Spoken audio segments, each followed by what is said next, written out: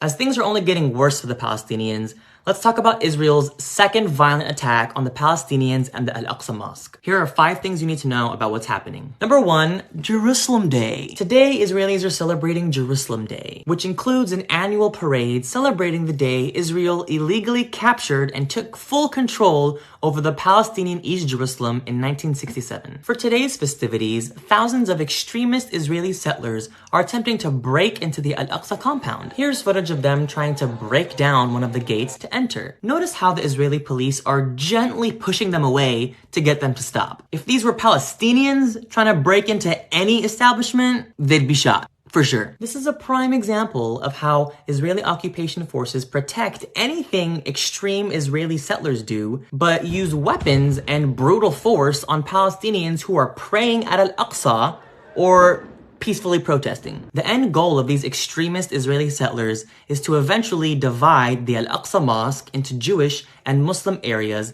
the same way they did with Ibrahimi Mosque in Hebron decades ago. They believe they have historic and religious claims to Al-Aqsa, and this Jerusalem Day parade storming through Al-Aqsa is just proof of their objective. Number 2, Sheikh Jarrah as of today. To further celebrate today's Jerusalem Day, hundreds of extremist Israeli settlers gathered to storm the Sheikh Jarrah neighborhood to further intimidate the Palestinian natives. The Palestinian families living in Sheikh Jarrah are scared that these extremists are going to try to infiltrate their homes. And yet, the Israeli occupation forces start arresting who?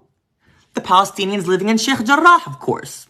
Not the extremist Israeli settlers, no. The Palestinians who live in Sheikh Jarrah. Also, the Israeli Supreme Court announced that they're postponing the Sheikh Jarrah evictions and will be setting a new date within the next 30 days, which isn't a win. They're just pushing out the eviction. It's just Israel delaying the eviction until the world is no longer watching them. Which is why we need to keep putting pressure on political leaders and continuing to share what's happening on social media. Number 3, widespread protests. Beyond just the protests at Sheikh Jarrah, now Palestinians all throughout Israel and Palestine are protesting because of the Al-Aqsa attacks and Sheikh Jarrah. There are protests in the major cities of the Palestinian territories like in Nablus, Ramallah, and Gaza, as well as in major cities in Israel, or what we Palestinians call 48, or Thamanu Arba'in in Arabic, which was the year the state of Israel was established, and all the current cities in Israel were stolen from the Palestinian people. These are cities like Haifa, Yafa, and Nazareth. And Palestinians living in those cities now are all protesting. And to no surprise, Palestinians in those cities of Israel, or 48, who are peacefully protesting,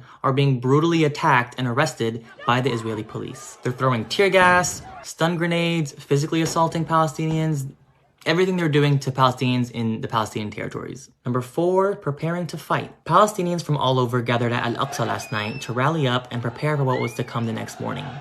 Jerusalem Day, the day they knew Israeli settlers were going to try to break in and storm Al-Aqsa. To prepare for the Israeli settlers storming in, as well as for any attacks by the Israeli occupation forces, the Palestinians did what they needed to do to protect themselves and their holy mosque using the only weapon they have, the rock, the long-standing symbol of the Palestinian struggle. They didn't bring guns or grenades, they brought rocks from the land of their ancestors. Rocks that are older than the country of Israel. They blocked out the entrance of the praying areas using wood and scraps of furniture to try and keep the Israelis out. They built makeshift walls throughout the outside compound so they'd have somewhere to hide in case the Israelis start shooting. A lot of them covered their faces not only to protect them from the grenades, but also to protect their identity, because they know the Israeli forces track the Palestinians who protest and rebel against them. They target Palestinian individuals by tracking social media content or by drones, and literally go looking around for these Palestinians so they can arrest them. And that's why identity protection is really important for the Palestinians. The Palestinians did all this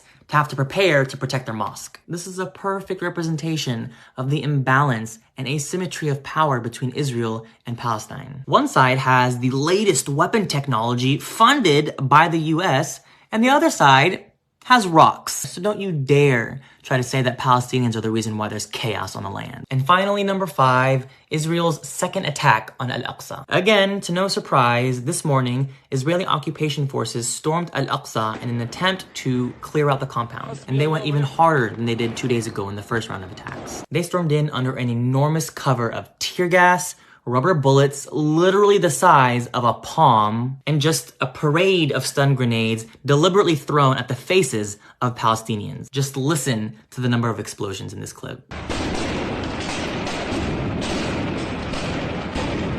literally nauseating. Just as many attacks inside the Al-Aqsa prayers. I'll just run through all the crap that the Israeli occupation forces are doing right now. They had no hesitation attacking the women's side of the praying area. Literally, like... oh my god. They even used windows in the mosque that are probably like 3 stories high to throw the grenades through. They officially confiscated the keys to all the doors in Al-Aqsa from Sheikh Kiswani, who is the head of Al-Aqsa. And beyond their just standard wrongful arrests, they became more violent with the arrests by beating them up before they arrested them. And the worst of all things, and this just shows how inhumane the Israeli occupation forces are, while they were attacking the Palestinians, they blocked all Palestinian ambulances and any form of medical aid from entering Al-Aqsa. The Palestinians who were stuck inside the mosque and too injured to get up and get out, they couldn't breathe in there from all the explosions and the smoke set off from all the grenades. The people were literally suffocating inside there because of the Israeli occupation forces. Today's attacks alone left over 460 Palestinians seriously injured. 460 injured people who had no access to immediate medical care. The Palestinians were carrying each other out using outdoor floor mats. That's how bad it was. But alhamdulillah, by the will of Allah and the unshaken strength and bravery and dedication the Palestinian people have to Al-Aqsa and their religion, the Israeli forces gave up and left the Al-Aqsa compound. For now, though, knowing them, they show up whenever, however they want and start attacking Palestinians. This was the aftermath. Just look at how many grenades and rubberized steel bullets were left on the ground because of the Israeli soldiers. Right away, because Palestinians have just a ridiculous amount of willpower, they started to clean the mosque in preparation for the afternoon prayer, like nothing happened. Just so much faith and dedication to Allah and the mosque and oh my god. However, despite the Israeli forces initially not letting the extremist Israeli settlers enter the Muslim quarter, which is where Al-Aqsa is, and have their little parade, they eventually just let them in. Thousands and thousands of extremist Israeli settlers that much closer from entering Al-Aqsa. Right after, they completely shot up the entire mosque and injured almost 500 people. Only God knows what's about to go down. Al-Aqsa, our third holiest site, which I cannot stress enough, has literally become a war zone because of the Israeli occupation forces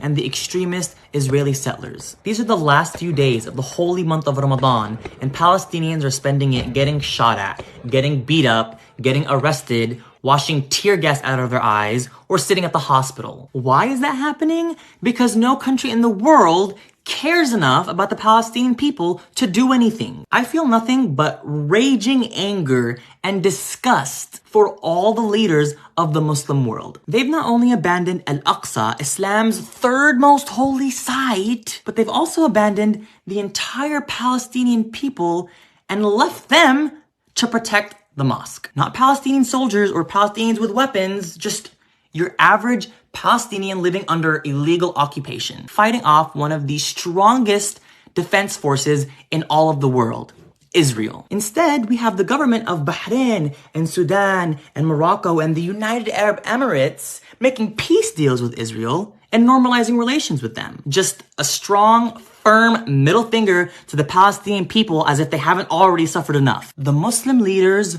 are trash.